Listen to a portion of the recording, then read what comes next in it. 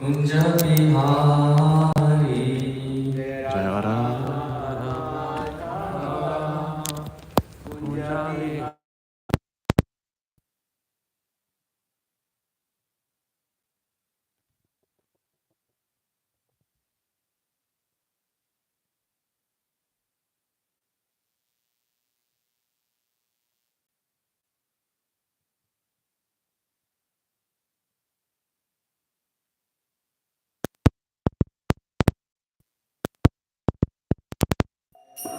Can you lower it?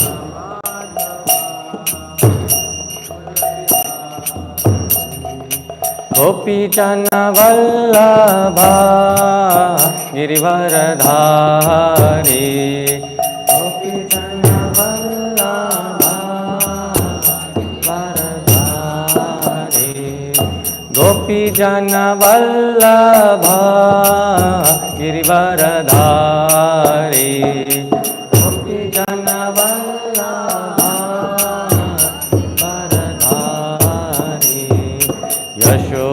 Yashodanandana Braja Jana Ranjana Yashodanandana Braja Jana Ranjana Yashodanandana Braja Jana Ranjana Yashodanandana Braja Jana Ranjana Yamuna Tira Vanachari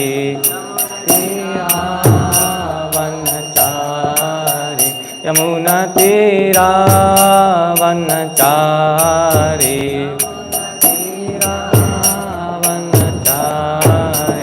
Jaya Radha Madhava Kunja Bihari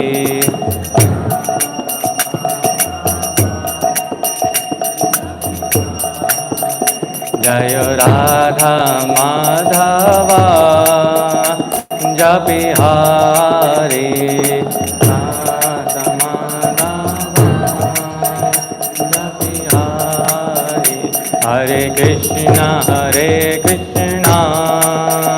Krishna Krishna Hare Hare Hare Rama Rama Rama Hare Hare Krishna Hare Krishna Krishna Krishna Hare Hare Hare Rama Rama Rama Hare Hare Hare Krishna Krishna Krishna Hare Hare Hare Rama Rama Rama Hare Hare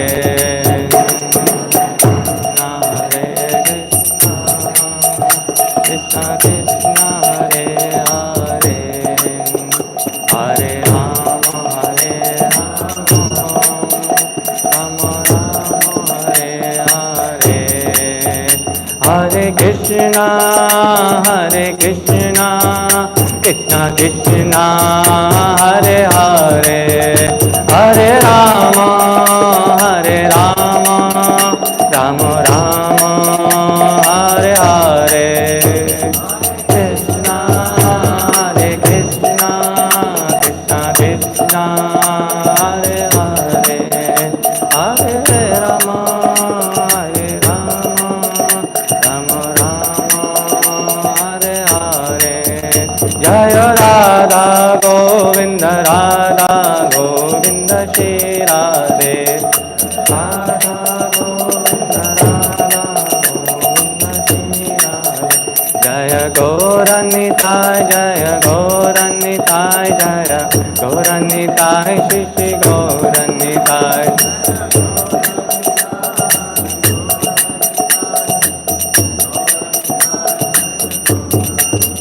Jaya Jagannatha Jaya Jagannatha Jaya Baladeva Jaya Subhadra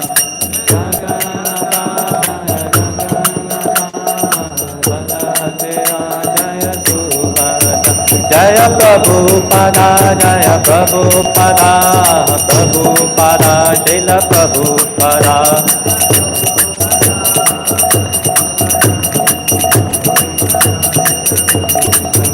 Prabhupada, Prabhupada, Prabhupada, Jaya Jaya Prabhupada.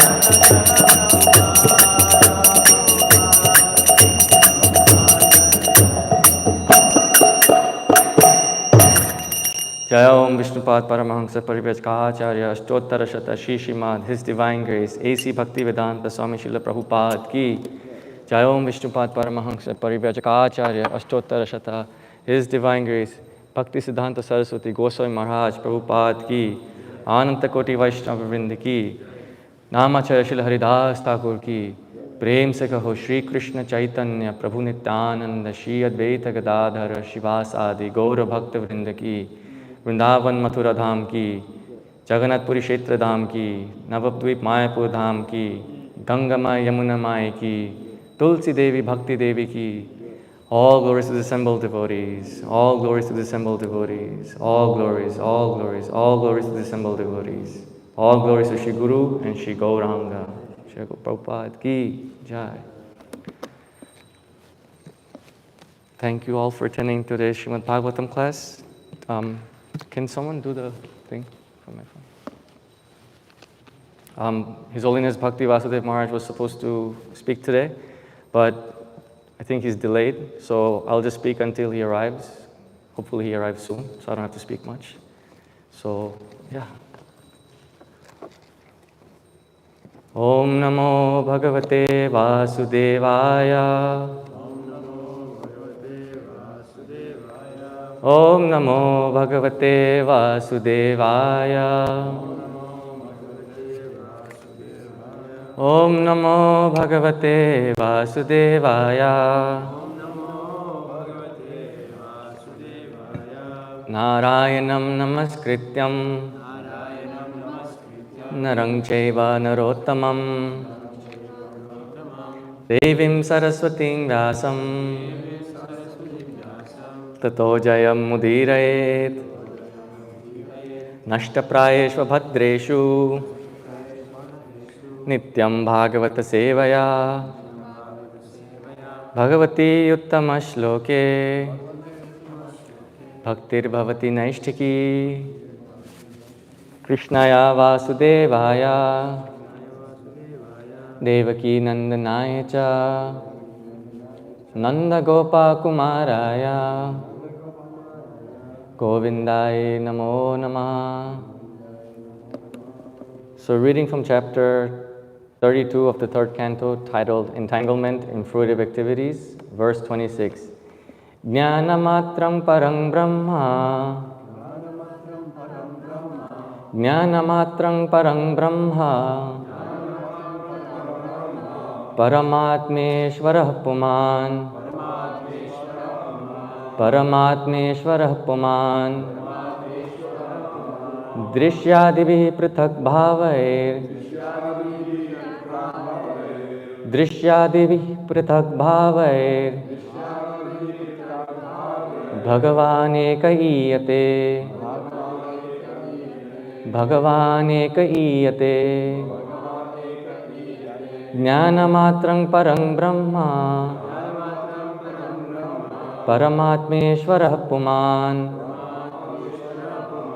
dṛśi-ādibhiḥ pṛthag bhāvair. Bhagavān īyate. jñāna-mātraṁ paraṁ brahma. paramātmeśvaraḥ pumān. dṛśi-ādibhiḥ pṛthag bhāvair. Bhagavān īyate.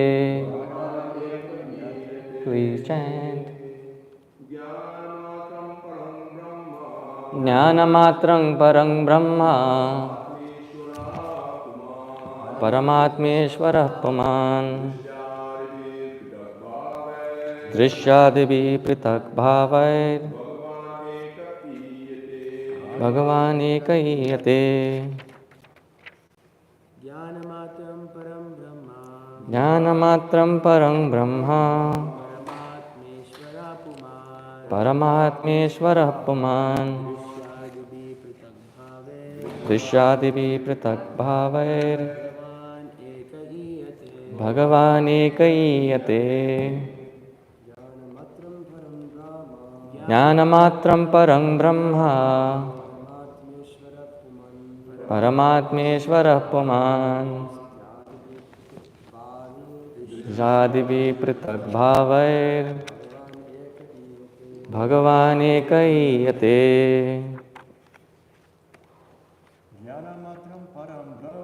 jñāna-mātraṁ paraṁ brahma paramātmeśvaraḥ pumān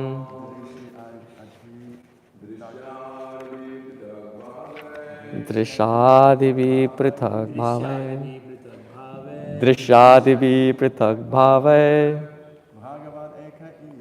Bhagavān īyate. Anyone else? Mataji? jñāna-mātraṁ paraṁ brahma paramātmeśvaraḥ pumān dṛśi-ādibhiḥ pṛthag bhāvair Bhagavān īyate. Anyone else? Jnana, knowledge. Mātraṁ, only. Param, transcendental. Brahma, Brahman. Paramātmā, Paramātmā. īśvara, the controller. Pumān, Supersoul. dṛśi-ādibhiḥ, by philosophical research and other processes. Pṛthag bhāvair, according to different processes of understanding. Bhagavān, the Supreme Personality of Godhead. Ekaha, alone. īyate, is perceived. Translation and purport by His Divine Grace, A.C. Bhaktivedanta Swami Srila Prabhupada. Srila Prabhupada ki. The Supreme Personality of Godhead alone is complete transcendental knowledge, but according to the different processes of understanding, He appears differently, either as impersonal Brahman, as Paramātmā, as the Supreme Personality of Godhead, or as the puruṣa-avatāra. Once again, the Supreme Personality of Godhead alone is complete transcendental knowledge, but according to the different processes of understanding, He appears differently, either as impersonal Brahman, as Paramātmā, as the Supreme Personality of Godhead, or as the puruṣa-avatāra. Purport. The word dṛśi-ādibhiḥ is significant. According to Jīva Gosvāmī, dṛśi means jnana, philosophical research. By different processes of philosophical research under different concepts, such as the process of jñāna-yoga, the same Bhagavān, or Supreme Personality of Godhead, is understood as impersonal Brahman. Similarly, by the eightfold yoga system, He appears as the Paramātmā. But in pure Kṛṣṇa consciousness, or knowledge in purity, when one tries to understand the Absolute Truth, one realizes Him as the Supreme Person. The transcendence is realized simply on the basis of knowledge. The words used here, paramātmeśvaraḥ pumān, are all transcendental, and they refer to the Supersoul. Supersoul is also described as Purusha, but the word Bhagavān directly refers to the Supreme Personality of Godhead, who is full of 6 opulences: wealth, fame, strength, beauty, knowledge, and renunciation. He is the personality of Godhead in different spiritual skies. The various descriptions of Paramātmā, īśvara, and pumān indicate that the expansions of the Supreme Godhead are unlimited. Ultimately, to understand the Supreme Personality of Godhead, one has to accept Bhakti Yoga. By executing jñāna-yoga or dhyana-yoga, one has to eventually approach the Bhakti Yoga platform. And then Paramātmā, īśvara, pumān, etc. are all clearly understood. It is recommended in the 2nd canto of Srimad Bhagavatam that whether one is a devotee or fruitive actor or a liberationist, if he is intelligent enough, he should engage himself with all seriousness in the process of devotional service. It is also explained that whatever one desires, which is obtainable by fruitive activities, even if one wants to be elevated to the higher planets, can be achieved simply by execution of devotional service. Since the Supreme Lord is full in 6 opulences, he can bestow any one of them upon the worshipper. The one Supreme Personality of Godhead reveals himself to different thinkers as a Supreme Person or impersonal Brahman or Paramātmā. Impersonalists merge into the impersonal Brahman, but that is not achieved by worshipping the impersonal Brahman. If one takes the devotional service and at the same time desires to merge into the existence of the Supreme Lord, he can achieve that. If someone desires to at all to merge into the existence of the Supreme, he has to execute devotional service. The devotee can see the Supreme Lord face to face, but the jnani, the empiric philosopher or yogi cannot. They cannot be elevated to the position of associates of the Lord.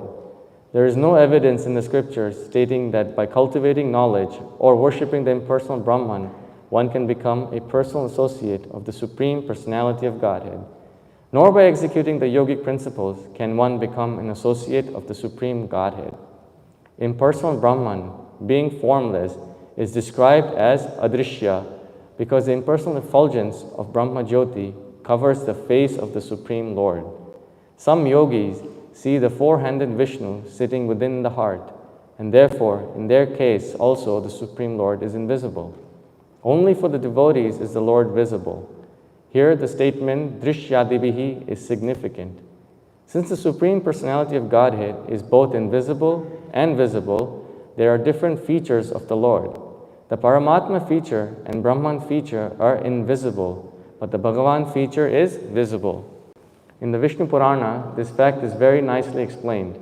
The universal form of the Lord and the formless Brahman effulgence of the Lord, being invisible, are inferior features. The concept of the universal form is material, and the concept of the impersonal Brahman is spiritual. But the highest spiritual understanding is the personality of Godhead. The Vishnu Purana states, Vishnu Brahma Swarupena Swayam Eva Vyavastitaha. Brahman's real feature is Vishnu, or the Supreme Brahman is Vishnu. Swayam Eva. That is his personal feature. The supreme spiritual conception is the Supreme Personality of Godhead. It is also confirmed in Bhagavad Gita, Yad Gatvana Nivartante Tad Dhama Paramāṁ Mama. That specific abode is called Paramātmā, is a place from which, once one attains it, one does not return to this miserable, conditional life. Every place, every space, and everything belongs to Vishnu, but where he personally lives is Tad Dhama Paramāṁ, his supreme abode.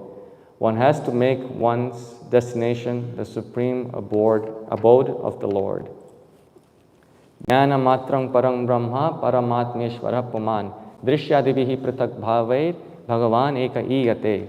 The Supreme Personality of Godhead alone is complete transcendental knowledge, but according to the different processes of understanding, he appears differently, either as impersonal Brahman, as Paramātmā, as the Supreme Personality of Godhead, or as the puruṣa-avatāra. Om ajñānatimirandhasya jñānāñjana-śalakaya chakshurunmilitam yena tasmai Shri Gurave Namaha. Shri Chaitanya Manubhishtam Stapitam Yena Bhutale Swayam Rupa Kada Mahyam Dadati Swapadantikam Vandeham Shri Guru Shri Yuta Padakamalam Shri Gurun Vaishnavangscha Shri Rupam Sagrajatang Sahagana Raghunathang Vitang Tang Sajivam Sadvitam Savadhutam Parijana Krishna Sahitang Chaitanya Devam Shri Radha Krishna Padang Sahagana Lalita Shri Vishakang Vitangscha He Krishna Karuna Sindho Dinabandho Jagatpate Gopesha Gopika Kanta Radha Kanta Namostate Tapta Kanchana Gaurangi Radhe Vrindavaneshwari Vrishabhanu Sute Devi Pranamami Hari Priye Vanchakalpatarubhyascha Kripa Sindhubhayeva cha Patitanang Pavanebhyo Vaishnavebhyo Namo Namaha. Jai Shri Krishna Chaitanya Prabhu Nityananda Shri Advaita Gadadhara Shivasadi Gaura Bhakta Vrinda. Hare Krishna Krishna Krishna Hare Hare Hare Rama, Rama Rama, Hare Hare, Hare Krishna, Krishna Krishna, Hare Hare, Hare Rama, Rama Rama, Hare Hare, Hare Krishna, Krishna Krishna, Hare Hare, Hare Rama, Rama Rama, Hare Hare. So thank you all for assembling here for today's Bhagavatam class. For those of you who weren't here when I said this earlier, but Bhakti Vasudeva Maharaj was supposed to give this class, but he's delayed, and hopefully he comes soon so I can get off and he can start speaking. So please bear with me while I ramble on about something that I heard from Srila Prabhupada and my Guru Maharaj. So yeah, this verse talks about how the Supreme Personality of Godhead, Kṛṣṇa, is understood by the different classes of men according to the different processes of understanding in three different ways. There's actually four. There's the Virat Rupa, Vishvarupa, then there's the Brahman, there's Paramātmā, and then there's the Supreme Personality of Godhead in his personal form. And as Prabhupada says in this super nice and super long purport that whether one performed jñāna-yoga, ashtanga yoga, hatha yoga, or any other kind of yoga, as long as bhakti yoga is not accompanying or helping these forms of yoga, then that spiritualist will not attain perfection in his spiritual endeavors. Only through bhakti yoga, either by itself or bhakti yoga being added to either of the processes, can one attain perfection in Krishna consciousness. Otherwise, each destination that the spiritualist will attain will simply be temporary, and they'll have to come back and take birth again and repeat the process of Krishna consciousness until they come to the understanding that Vasudevam Sarvamiti, Bahunam Janmanamante Jnanavan Mam Prapadyate, Vasudevam Sarvamiti Sa Mahatma Sudurlabhaha. So such a Mahatma is Durlabhaha, rare. So indeed we see when we like how many of us are here? There's maybe like 50 devotees in the temple, and how many people are outside who haven't taken to Krishna consciousness or who don't know what Krishna consciousness is? The number of devotees in this material world is far lesser than the number of non-devotees.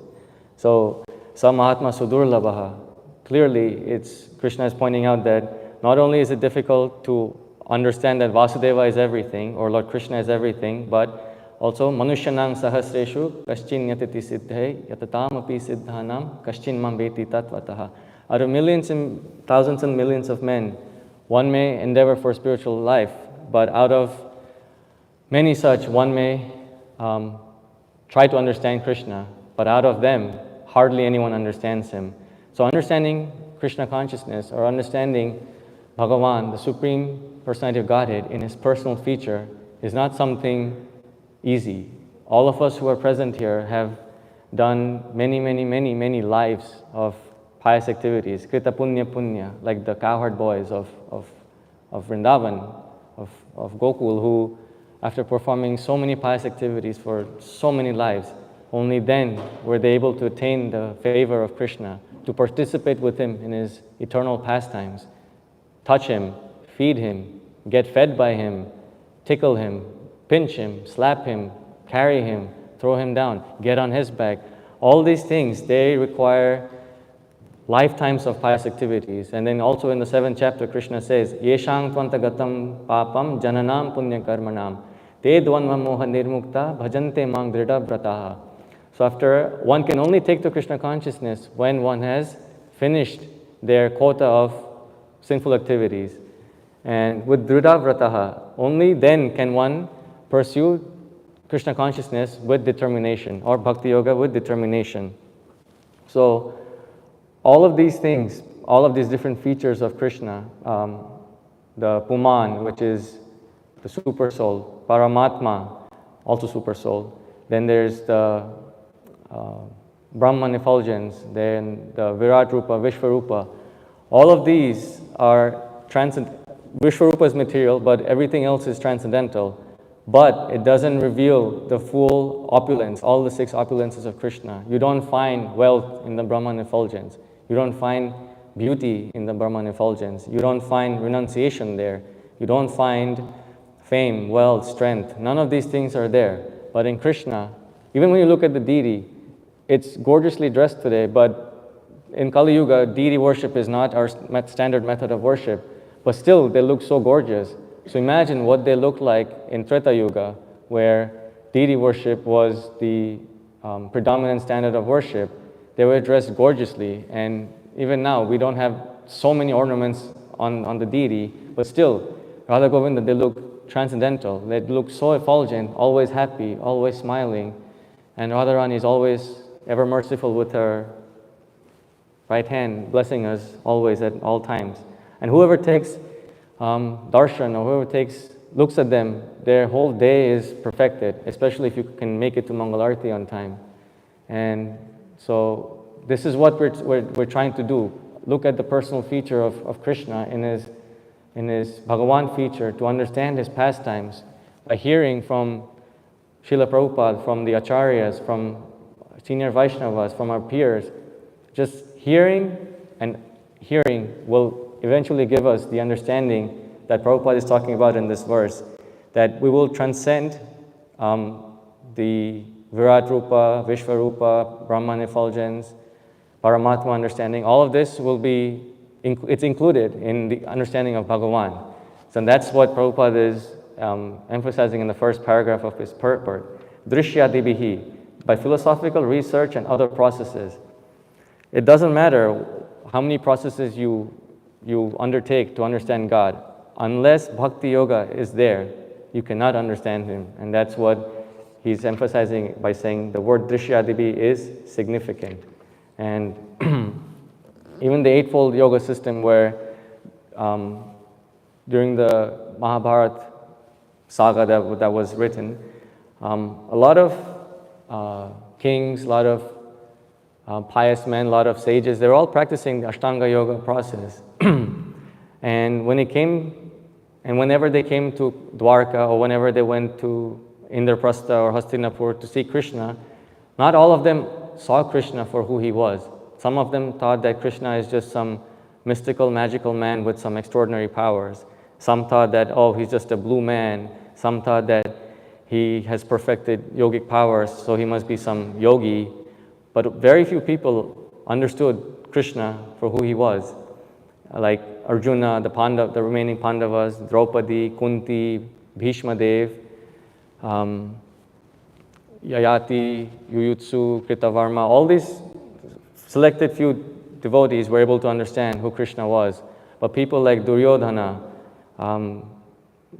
what was his name? Durvasa Muni, Duryodhana's brothers, Dhritarashtra, Gandhari, they all thought Kṛṣṇa to be some special person with some little power, a little stronger than them, but they never understood his supremacy, and that he's the Supreme Personality of Godhead. Even in the Kurukshetra war, 640 million soldiers were killed. Every single one of them attained the spiritual world due to Kṛṣṇa's mercy. But prior to them dying, they didn't know who Kṛṣṇa was. And even when they died, they didn't know who Kṛṣṇa was. But because they died in the vision of Kṛṣṇa, they all attained the supreme abode. They didn't go to heavenly planets or where the Kshatriyas usually go, because the only two ways a Kshatriya can attain glory is to either being killed and attaining higher planets, or winning the war and attaining the kingdom. That's the only way a Kshatriya can attain glory. But the Kshatriyas and the soldiers who were fighting in the war of Kurukshetra, they all attained the spiritual world because they left their bodies in front of Kṛṣṇa, because Kṛṣṇa was personally present. If only they could understand who Kṛṣṇa was prior to them being killed, then the result would have been same, but it would have been nicer that they would have become devotees and then left their lives. But anyway, at least they received their ultimate liberation.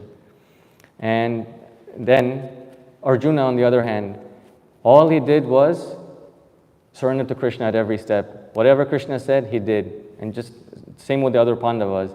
When whatever directions Kṛṣṇa gave to them in the war, they simply said yes and did it. And this is the reason why they were protected from all their enemies, these stalwart enemies like Bhishma, Drona, and Ashwatthama. They were not able to do anything. Arjuna's chariot was completely devastated, but because Kṛṣṇa was present on it, nothing happened to the chariot. At the end of the war, on the 18th day, when Kṛṣṇa asked Arjuna, it's time for you to get off the chariot now.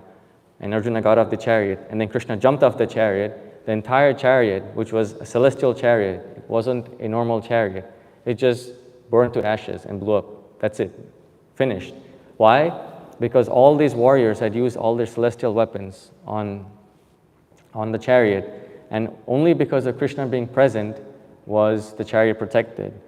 So like this, we can see that if one simply takes to Kṛṣṇa consciousness and worships Bhagavān, then he's protected from all kinds of dangers.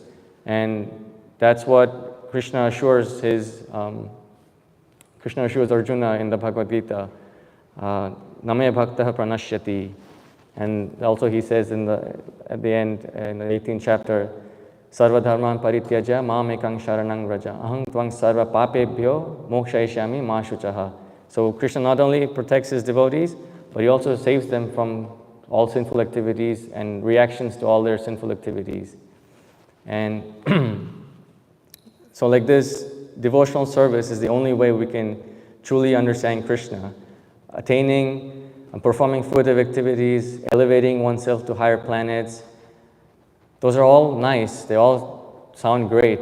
Mahabharata talks about many such examples where various characters or various devotees of Kṛṣṇa, they went to the heavenly planet. Arjuna went to Indra's planet many times to get blessings, to spend some time with him, to meet the Apsaras there, to get to know what the heavenly planet is like. But he wasn't happy there. His happiness only came when he was with Kṛṣṇa. He cried when at the end of his earthly pastimes, Kṛṣṇa decided to leave his body, and when Arjuna had to return to Hastinapur with all of Kṛṣṇa's 16,108 wives, he wasn't able to protect them because Kṛṣṇa had taken away his powers, and he realized that whatever power that he had in the entire war was because of Kṛṣṇa's blessings and because it was a necessity. And when the necessity was no longer needed, no longer there, then Kṛṣṇa had taken away those powers. So this doesn't mean that Kṛṣṇa disowned Arjuna as a devotee. He just took away the powers because it wasn't needed anymore, because his mission was accomplished. And that's where Kṛṣṇa comes from. He comes every millennium to reestablish the principles of dharma, of true religion. And that's what he did with all the Pandavas. They were just instruments in his big plan. Nimitra-mātraṁ bhava savyasachin. Arjuna was just an instrument, and he followed everything that Kṛṣṇa told him. Although after the war, he did forget the Bhagavad Gita. He asked Kṛṣṇa to repeat the Bhagavad Gita to him again. And Kṛṣṇa said, you are very fickle-minded, my friend. You didn't pay attention to what I was saying, so I shall not repeat the Bhagavad Gita to you again. But instead, he gave a whole story about how him and Arjuna are eternal associates, and every single time Kṛṣṇa comes, Arjuna comes in some form or the other. Like Nara and Narayan. When Narayan comes, Nara-Narayan Rishi comes along with Narayan. So like that, Kṛṣṇa and Arjuna are eternally one, in the sense that whenever Kṛṣṇa comes, Arjuna comes with him. Whatever Kṛṣṇa's desires are, Arjuna dovetails his desires to Kṛṣṇa's desires. And so do the other Pandavas. And this is only achieved by Bhakti Yoga. You cannot achieve this favor of Kṛṣṇa through speculation of what God may be like, or what a human may be like, or what Atma and what Paramātmā and matter might be. That speculation or that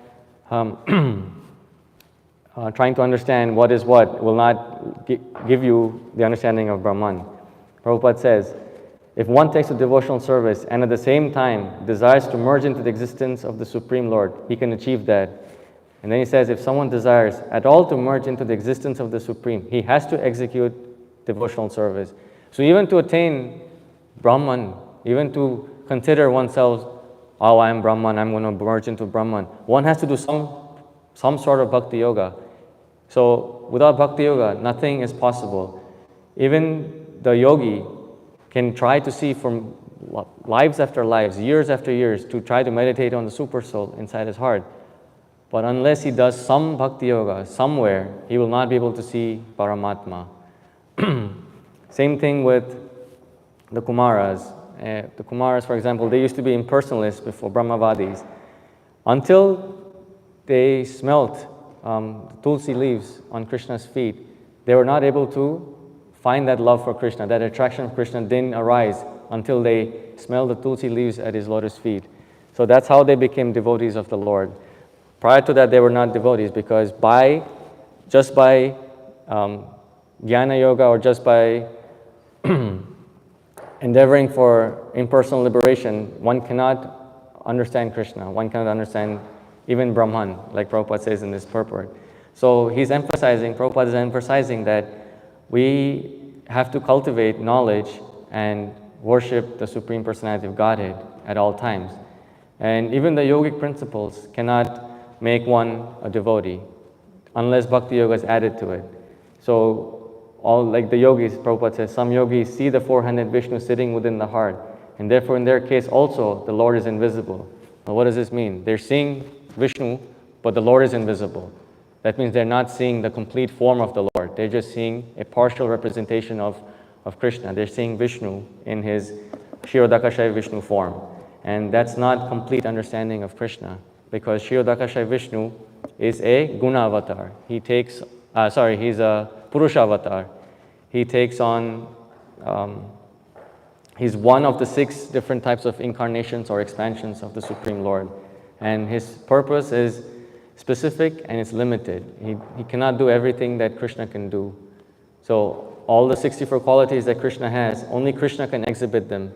None of the Vishnu tattvas, Shiva tattva, and Jīva tattva, they cannot exhibit all of that in full. And in the first canto, there's a verse which is describing the same thing as this verse that we're discussing today. Vadanti tat tattvavidas tattvang yat jnanam advayam brahmeti paramātmeti Bhagavān iti shabdyate. So learned transcendentalists who know the absolute truth call this non-dual substance Brahman, Paramātmā, and Bhagavān.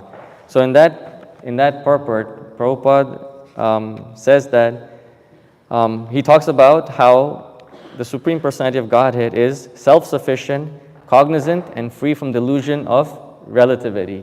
So once one understands or starts the process of bhakti yoga, all relativity comes to an end. Everything becomes absolute. The devotee, he understands that whatever Krishna does is absolute. All the qualities, all the forms, names, everything of Krishna is the same. They're non-different. Krishna's name, Krishna's paraphernalia, Krishna's entourage, Krishna's pastimes, everything is non-different from him. So meditating on his pastimes is non-different than chanting his names. Talking about his qualities is non-different than worshipping him. Chanting his glories is non-different from doing deity worship. Everything that we do in Krishna consciousness is absolute. That's why in devotional service, there is no difference between the service one performs. There's someone on the altar and someone, washing pots or cooking. They're on the absolute platform, it's the same. It's just that we see it differently based on our qualifications, based on our spiritual progress. Then we get qualified or we get posted into those positions. But on the absolute platform, everything is the same. And there's no difference between, another thing is that there's no difference between Krishna and his energies. The material energy, the spiritual energy, they're all the same for Krishna. And Krishna is not different from them. It's just how we are affected by those energies is what makes a difference for us. And all of this can be understood, again, as Prabhupada writes, that the living being in contact with the inferior energy is illusioned, thinking he belongs to the inferior energy. So if one thinks that he's supposed to enjoy material nature or Maya, then he'll be affected by Maya and he'll be under the grip of Maya. But if one understands that he's a devotee, he should be performing devotional acts, then he becomes under the clutches of Yoga Maya, which is none other than Subhadra Devi. And like this, it all depends on our consciousness, how we see Kṛṣṇa. If we want to see him as our best friend, he will be our best friend, like the cowherd boys saw. If we want him to be if we want to be his parent, like Yashoda and Nanda Maharaj, then he lets us be that. If you want to be his servant, he lets us be his servant. And if you want to be neutral and just observe him from a distance, that also he lets you do. If you want to merge into his existence, that also you can do. If you want to love him as his lover, that also he lets you do. If you want to be his, if you want to have a relation of anger, that also he lets you do. If you want a relationship of fighting, that also he lets you do. So whatever you want from Kṛṣṇa, ye yatha mam prapadyante tang tathaiva bhajamyaham. However you reciprocate with Kṛṣṇa, he will reciprocate back with you in the same way and to that same degree. If you love him 50%, he'll love you back 50%. Except that he loves us more than we love him. We may think that there's no one in this world who loves us, everyone is fake, everyone is snitching behind our backs, so on and so forth. Everyone is talking bad things about each other. That's all there. But at the end of the day, Kṛṣṇa is our supreme protector. He's our best friend and our well-wisher. He's our surit. And that's what he says in the last verse of the 5th chapter, where to attain peace, one has to understand that Kṛṣṇa is our best friend, our ever well-wisher. And without this understanding, one cannot attain peace. So whatever quarrels we have amongst ourselves, all of that is there. It's part of the material world. But if we just understand that at the end of the day, behind everything, it's Kṛṣṇa's hand, and that he's orchestrating all of this to teach each and every one of us some lesson or providing us an avenue for some purification, then we'll attain peace and we'll understand that no matter what Kṛṣṇa is doing to us, he is still our ever well-wisher. Just like a spiritual master. Our spiritual master is our ever well-wisher. Srila Prabhupada is our eternal benefactor and our ever well-wisher. And he always and only wants our good and wants nothing bad for us, which is why he struggled for so many years, so many decades, just to give us the Srimad Bhagavatam, the Bhagavad Gita, the Chaitanya Charitamrita, ISKCON Incorporated. He traveled on a boat, on a steamer for, I think a month and a half, and he suffered 2 heart attacks. All for what? And then he came to America and struggled in the cold. He didn't have a place to stay. He was like a vagabond going from place to place looking for shelter. But somehow Kṛṣṇa protected him at every single step. And Kṛṣṇa gave him whatever he wanted. But it came according to Kṛṣṇa's time, when he thought it was right. He took everything Prabhupada had. Prabhupada was left with nothing. Even his commentary on the Bhagavad Gita, that was taken away. So Prabhupada at one point literally had nothing other than just Kṛṣṇa. And because of this, he was always cheerful, he was always blissful, which is why he could transfer and radiate that happiness and that spiritual potency to others, which is why he was able to create this movement. And even after 50, how many years is this going on? 50, 60? 60. 65, yeah. 66 years 68 years of existence, and there's so many devotees that are being made every single day. No? 59. My math is horrible.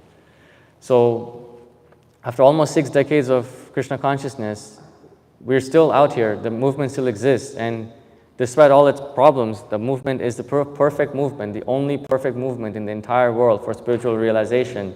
And it's the only movement that gives you the full understanding of Bhagavān. There's no other movement in the whole world that can give you this true understanding and complete understanding of Kṛṣṇa in his Bhagavān form. There's so many temples in the world where there's deities, but people don't know what they're doing there. They're just offering lambs and this and that in front of the deities, asking them for material benefits, asking them for new car, new wife, pretty husband, all these things, 6 kids, 10 kids, so many things. But they don't know that true worship means to surrender all your problems, all your ideas, all your desires, everything to Kṛṣṇa. That's true surrender, and that's how one has to worship Kṛṣṇa. And that's only possible through this worship of the Bhagavān. Okay, I think I've rambled on enough. I think I'll bring this rambling to a stop. If anyone has any questions or comments, please speak it. Narad Muni Prabhu, Sitaram Prabhu.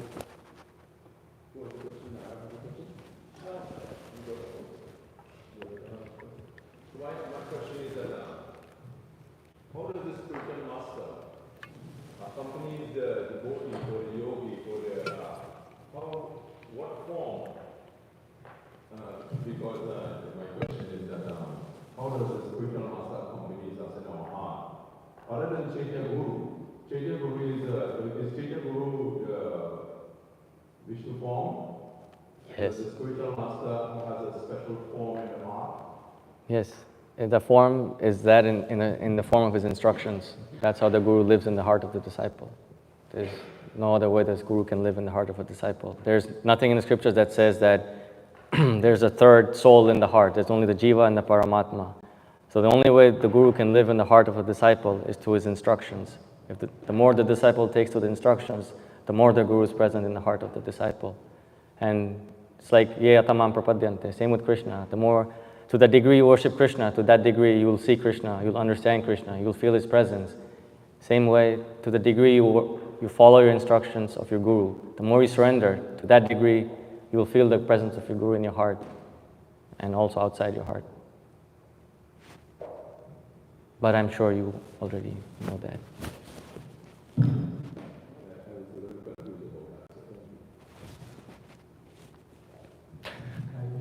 Haribu. Nice spontaneous class. I just appreciate this purport. It's so excellent.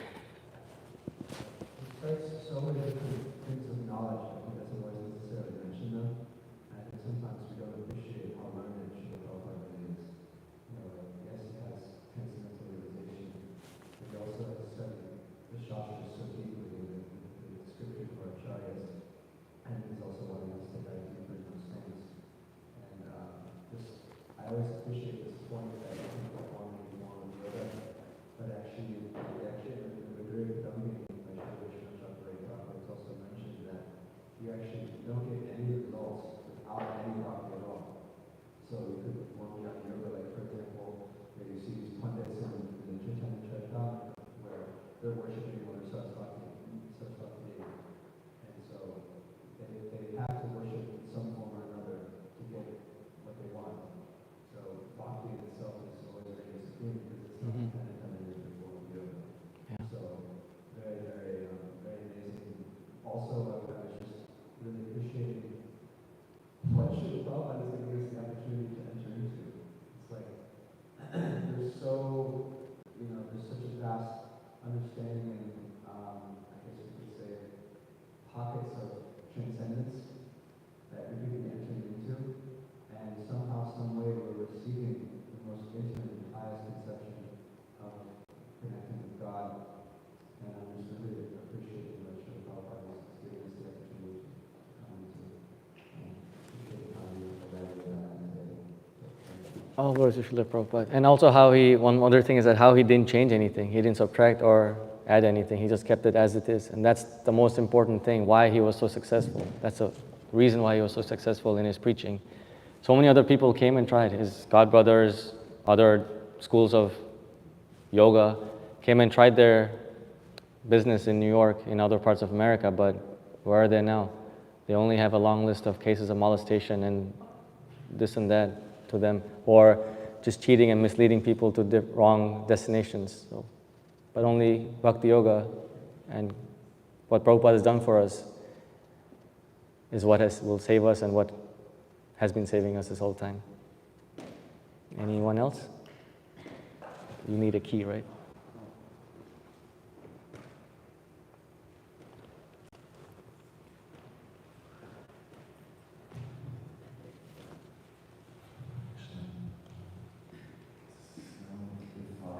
Somebody's performing class activity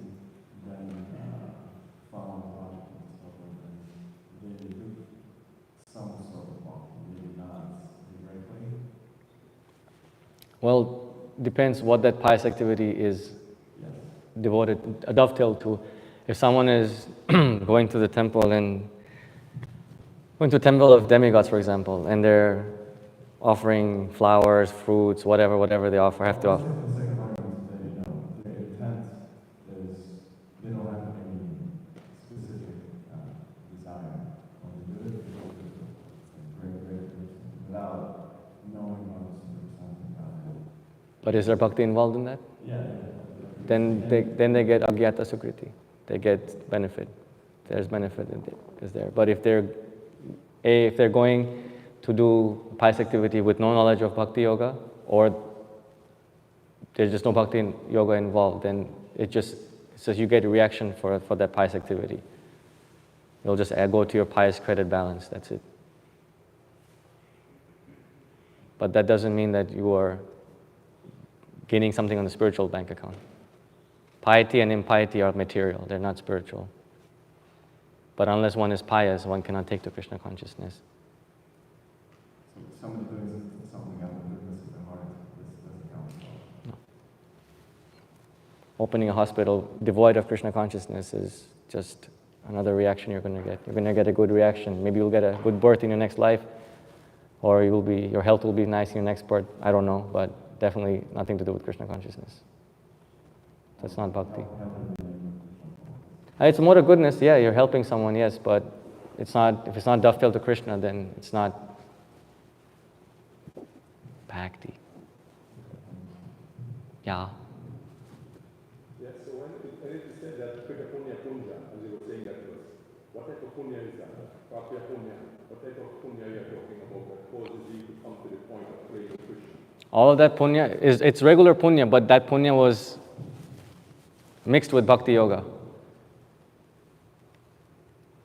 It is punya, but many lives of pious activities, in addition to bhakti yoga.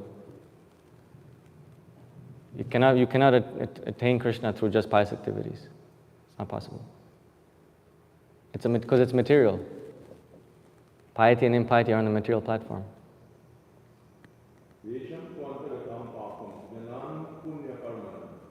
There is no definition.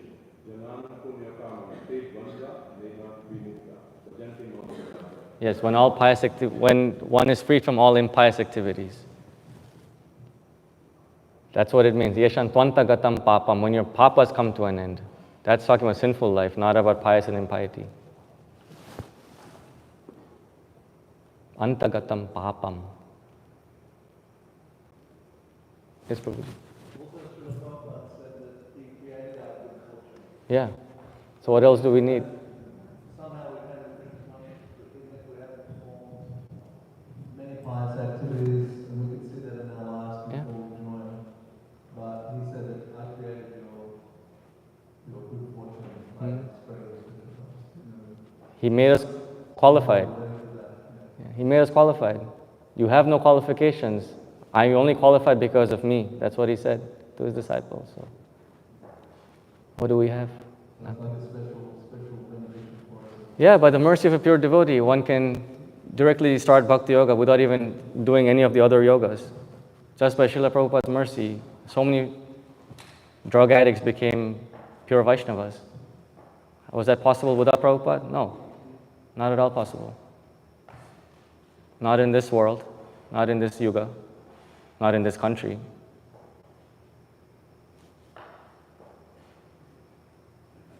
Yes, Narad Muni Prabhu, last question.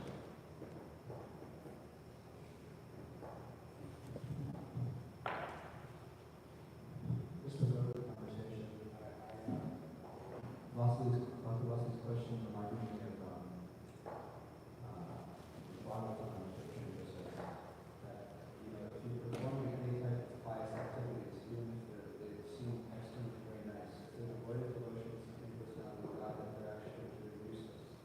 And it's a quite heavy verse, because it's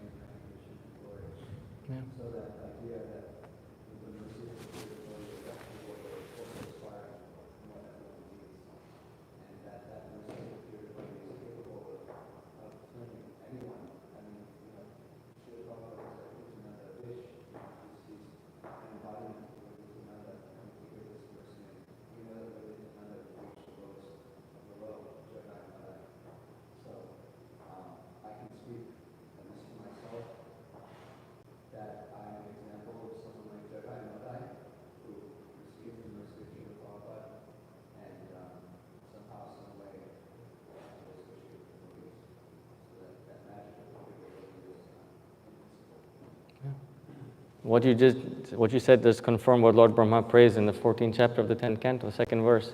He talks about how all these people who speculate about you, they always come back down to this world because they have not taken to your lotus feet. So something has to be done where bhakti is involved. And lotus feet of Kṛṣṇa are the best place to start. So unless you do that, you'll keep coming down and take more and more births, regardless of how many pious activities you perform. Hare Krishna. And thank you all for listening. And please forgive me if I said anything that didn't make sense or if it was inaccurate. Hare Krishna. Samaveta Bhakta Vrinda ki jai. Boo. Srila Prabhupada ki jai. Someone please turn off the camera ki jai.